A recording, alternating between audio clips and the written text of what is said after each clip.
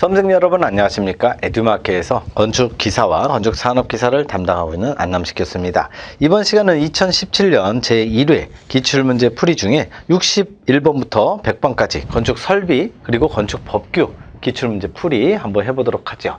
먼저 건축설비 61번 문제입니다.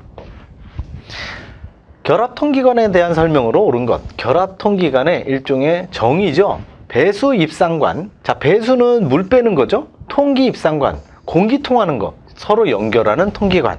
이게 반대로 시험에 나오죠. 얘가 2번이 주어지고 이게 무슨 통기관이냐 골라라 했을 때 결합 이렇게 나오죠.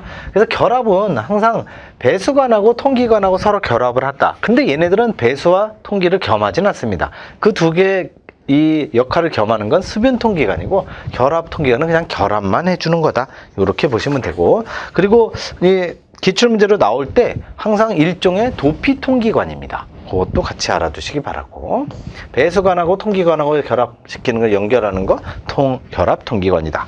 62번 침입 외기량 산정 방법에 속하지 않는 것. 침입 외기량, 이 틈새 바람 비슷한 거죠. 극간풍 같은 거 산정 방법은 요 세 가지고요. 인원수에 의한 거 이거 전혀 해당이 없는 거죠. 인원수는 침입 외기량이 아니라 요거는 바닥 면적 산정하는 거죠. 신성공기량이고 요거는 이 침입 외기량은 전혀 아니라는 거. 63번 증기난방의 방열기 트랩에 속하지 않는 것. 이것도 조금 내용이 어려운 내용인데요. 방열기 트랩의 종류를 암기하셔야 되고, U트랩은 방열기 트랩이 아니죠. 배수 트랩입니다. 배수 트랩. U트랩, P트랩, S트랩. 이게 대표적인 사이펀계 트랩이죠. 사이펀 작용이 많이 일어나는 트랩.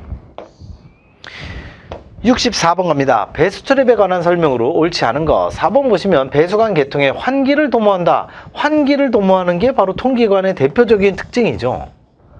관내를 청결하게 유지하는 역할을 한다. 바로 통기관의 목적, 환기 도모 그리고 청결 유지. 그죠?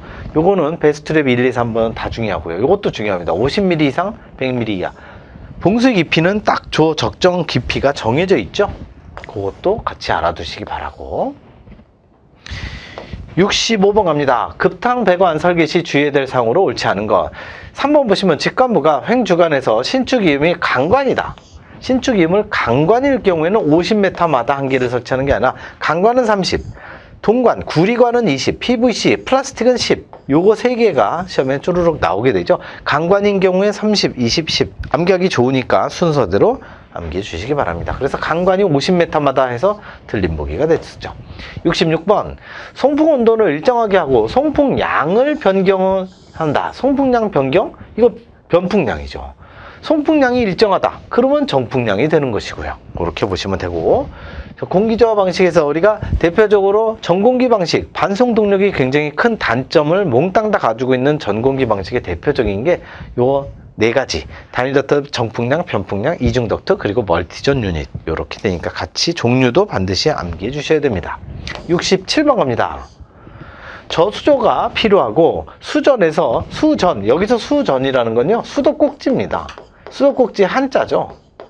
근데 대부분 우리 건축 법규의 내용이 대부분 다 옛날 일제식으로 만들어져 갖고 이게 수도꼭지 이렇게 안 나오고 수전으로 나와 있어요.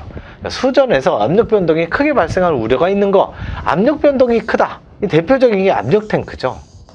자, 고가 탱크는 이 압력 변동이 클까요? 아주 일정하죠. 위에서 그냥 중력으로 내리니까. 여기는 일정. 여기 압력 탱크가 제일 큽니다. 제가 여러 번 말씀드렸죠. 압력 탱크 방식은 주로 사용하는 게 체육시설이나 체육관. 그렇기 때문에 경기가 있는 날은 막 몇천 명, 만 명까지도 와. 만 명까지도 와서 한꺼번에 다 쓰기 때문에 수압이 굉장히 높은 게 필요했다가 경기가 없으면 싹 빠져나가니까 청소부 아저씨들 3, 4명만 필요해. 그러니까 쑥 내려가죠. 압력의 변동 차이가 굉장히 큰 거. 그게 바로 압력 탱크 되겠습니다. 68번 갑니다. 상당 외기 온도 차이에 관한 설명으로 옳은 것 갑니다. 3번 일사량이 클수록 상당 외기 온도차는 작아진다가 아니라 훨씬 더 커지는 거죠. 상당 외기 온도차의 정의, 상당 외기 온도와 일반 그냥 외기 온도와의 차이, 델타죠. 이 차이도 시험에 출제가 됩니다. 이거보다 지금 지금 문제에서 3번 요게 상당 외기 온도차가 일사량이 크게 되면 더 커진다라는 거, 요 내용보다 위에 있는 정의가 훨씬 더 중요합니다. 시험에 더 많이 나와요. 그래서 두 개를 반드시 같이 알고 계셔야 됩니다. 69번 가죠. LPG에 관한 설명으로 옳지 않은 것 갑니다. 4번 보시면 상압이라는 게 기존 평평한 평상시의 압력에서는 액체지만 압력을 가하게 되면 가압을 하면 기압이 된다. 자, 이 LPG의 영어를 그대로 우리말로 해주세요. 리퀴드, 페트롤륨 가스잖아요. 그러니까 이게 기본적으로 액화죠, 액화. 리퀴드니까 리퀴드를 그러니까 원래는 기체인데 이게 액화, 천연, 이게 페트롤륨, 그러니까 액화, 석유가스죠. 석유가스. 우리가 LNG는 리퀴드 내추럴 가스고, 내추럴 가스가 천연 가스고요. 이 페트롤륨 가스는 석유가스입니다. 이게 가스예요, 가스. 그래서 얘가 기화가 되는 게 아니라 상압에는 기체, 여기 있죠? 상압에서는 기체. 원래 가스예요. 가스인데 기존적으로 가만히 있는 상태에서 기체인데 기체에다가 압력을 확 가해갖고 가압을 하면 요게 냉각하면 액화가 되는 거죠. 액체가 되는 거죠. 액체를 만들었다 해서 액화죠. 그렇기 때문에 액체로 만든 가스입니다. 원래는 기체, 그거를 액체로 만든 거. 그래서 LPG 가스 왜 택시나 이런 데 이렇게 주유소 넣다가 보면 쭉 넣고 끝을 때 딱 빼요. 딱 빼게 되면 어떻게 되면 이게 기체처럼 보이지만 액체예요. 액체이기 때문에 액화를 시킨 거죠.